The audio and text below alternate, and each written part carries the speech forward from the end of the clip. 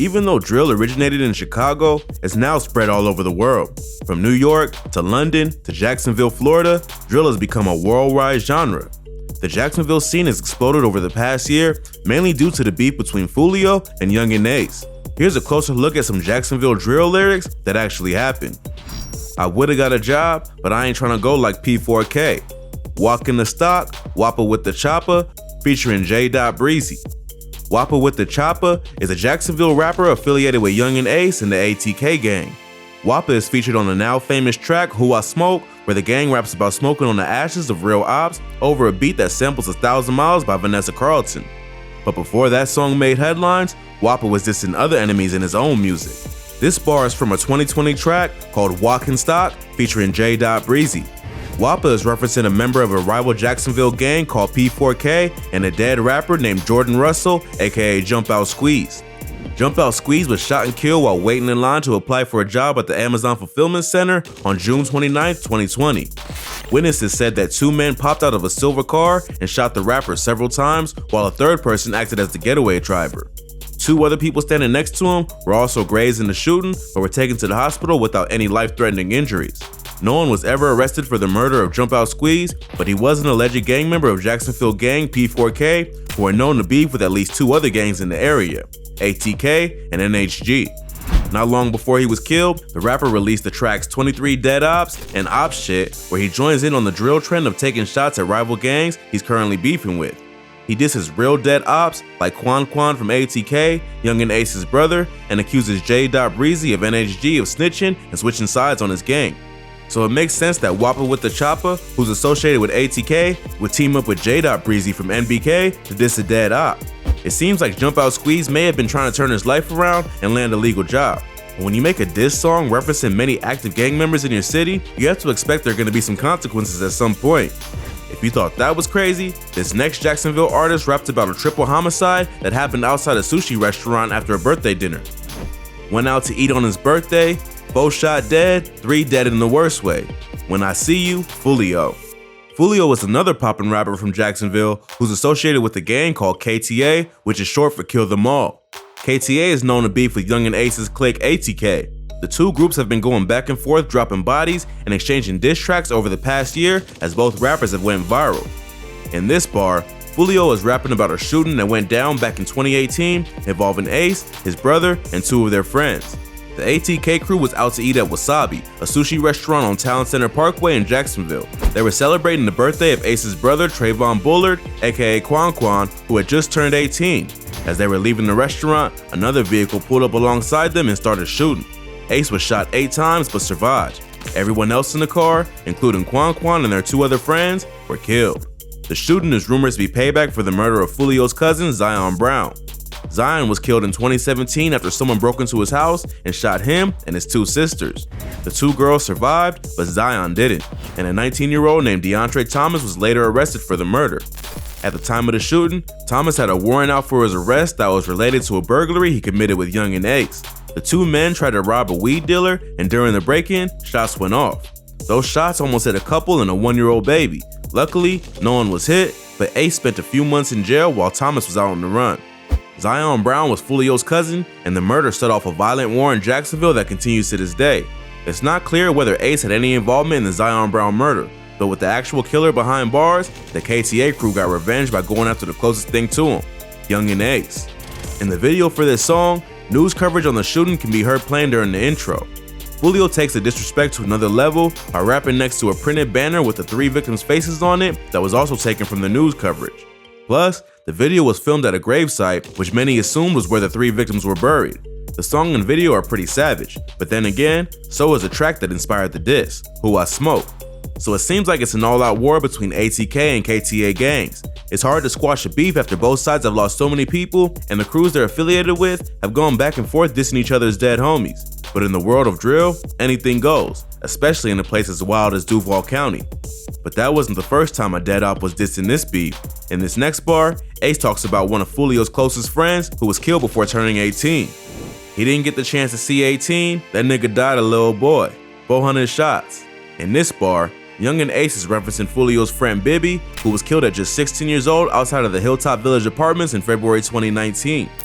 Adrian Garner Jr., who also went by the name Bibby Osama, was hanging out with a friend at a gazebo outside of the apartment complex when two men jumped out of a vehicle and started firing. The two boys ran in different directions, with Bibby being hunted down and then shot to death as he tried to shield himself. The friend survived, and police later recovered more than 45 shell casings from a rifle. Bibby was close friends with Foolio and had ties to the KTA gang. On the track Bibby's Story, Foolio details his relationship with Bibby and even drops the bar, "He was 16 with a body on his belt," revealing that despite his age, Bibby was active in the streets. An ATK member who raps under the name Queso was later charged with Bibby's murder. Queso is associated with Young and Ace and is rumored to be his right-hand man and main shooter. Not long after his death, Bibby ended up becoming the Tuka of Jacksonville, with Queso and other KCA-affiliated rappers dissing him on countless tracks. Queso even went as far as using Bibby's image on his album art for the mixtape Bibby Out, along with 5 other dead ops, including Zion Brown. The album cover ended up drawing a lot of attention from local news outlets and police. Queso was eventually charged with the murder after being arrested for the killing of another KCA affiliate named Lil Buck. Police were able to get a witness to testify who was in the vehicle with Queso on the day that he allegedly shot Bibby. It's not clear who the witness was, but it's obviously someone close to Queso. He was in the vehicle with the rapper when they allegedly committed the murder, so it can't just be an innocent bystander on the street. One of Queso's co-defendants in the Lil Buck murder also flipped on the rapper and agreed to testify, so it's possible that he decided to give up information on Bibby's murder as well as try to negotiate a deal. Ironically, the police claim that Queso killed Lil Buck because he dissed the rapper's older brother, Boss Goon, who had been murdered earlier that year.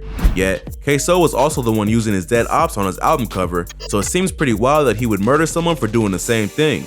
But then again, in the world of drill, anything goes. Queso was held on a $1 million bond for Lil Buck's murder, which was increased to $3 million after the witness agreed to testify in the Bibby murder. Things are not looking good for Queso, unless he can somehow pull a King Von and convince the witness to refuse to testify.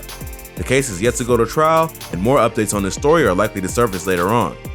If you thought that was crazy, this next bar is about an op who was set up, kidnapped, held for ransom, and then killed, only for his body to be discovered a year later. Corbin got kidnapped, they found his bones, he was rotten. Foolio, Beatbox Remix. Corbin Johnson, aka Spaz Corbin, was an 18-year-old who was associated with the 1200/S4C jump out gang from East Jacksonville. Corbin was reported missing by his family on June 11, 2018.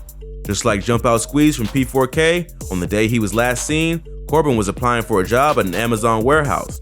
His father told police that he picked up his son from that interview and took him to apply at a UPS store around 5 p.m., then dropped him off at his mother's house around 8 p.m. His mother says that he left the house around 9:30 p.m. and never returned. His father sent him a text the next day, yet Corbin didn't respond. The family reported him missing 48 hours later, but the police didn't have much to go off of. Exactly 1 year later, on July 11, 2019, a man clearing a field on a tractor discovered human remains wrapped in a bag. Police quickly determined that the bones belonged to Corbin, and his death was ruled a homicide. It's been rumored that Corbin was set up by a girl he knew and was kidnapped by a rival crew. They held him for ransom over a drug debt, and when his homies refused to pay what was owed, they killed him and disposed of his body in the woods. There wasn't much evidence to go off of after his body was discovered. It was mostly bones at that point, so no one was ever arrested for the murder. Foolio even mentioned the kidnapping on his IG Live, claiming that his worst fear was getting kidnapped and murdered. Even though Foolio was the one mentioning Corbin in his song, it doesn't seem like he had anything to do with the kidnapping. He keeps referencing to the killers as they, making it seem like he's just commentating on the situation and wasn't actually taking credit for the hit. But Foolio does seem to suggest that Corbin and Ace were cool, which may have been a possible motive. What seems more likely is that Foolio used Corbin's murder to show how wild it can get on the streets of Duval County. But Corbin isn't the only person Foolio mentioned in that freestyle. He also dissed a witness who took a stand against two of his homies. Jamar, that's a real rat. Jamar was the name of a witness who put two of Foolio's friends, Cracker Jack and JB, behind bars. The case involved the murder of 22-month-old Aiden McClendon, who was accidentally killed in a drive-by shooting in 2016. The victim was in the car with his grandmother and great-grandmother on the east side of Jacksonville when two men started firing shots from a moving vehicle. The intended target was the victim's older cousin, 19-year-old Reginald Brown, who was standing on the lawn nearby at the time. The shooters missed and hit Aiden by accident, who was brought to the hospital and pronounced dead later that day. Jamar happened to be standing nearby and saw the whole thing go down.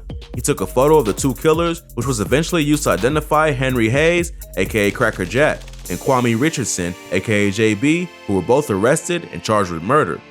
Jamar took the stand against the two men and testified that they were the ones who committed the shooting that killed Aiden. Both were under 18 at the time, but were still sentenced to life in prison with the possibility of parole after 25 years. Reginald Williams, aka Ducci, is affiliated with the 1200 gang from East Jacksonville.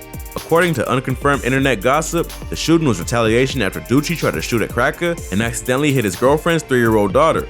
Cracker and JB tried to get revenge on Ducci and ended up hitting his innocent cousin instead. This case shows how out of control the bloodshed in Jacksonville has gotten.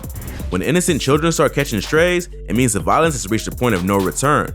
But when you live that kind of lifestyle, you don't just put yourself in danger, you risk the safety of everyone around you. Cracker Jack and JB were friends of Fulio, which is why he disses Jamar on the track. It doesn't seem like Jamar was involved in the streets and just happened to be a witness who saw the whole thing go down. But in a city as wild as Jacksonville, it doesn't really matter. Taking a stand against dudes like that will lead to serious problems, even if you weren't affiliated. So hopefully, Jamar got out of the city after that to protect his own safety. Just like the war in Chicago, it seems like the violence in Jacksonville won't end until all the major rappers either move out of the city to focus on music or end up dead or in jail. Hopefully, some of these artists can take a lesson from Chief Keef and move to the suburbs to play Call of Duty and ride ATVs. But with so much drama going on in the city, it's hard to see an end in sight.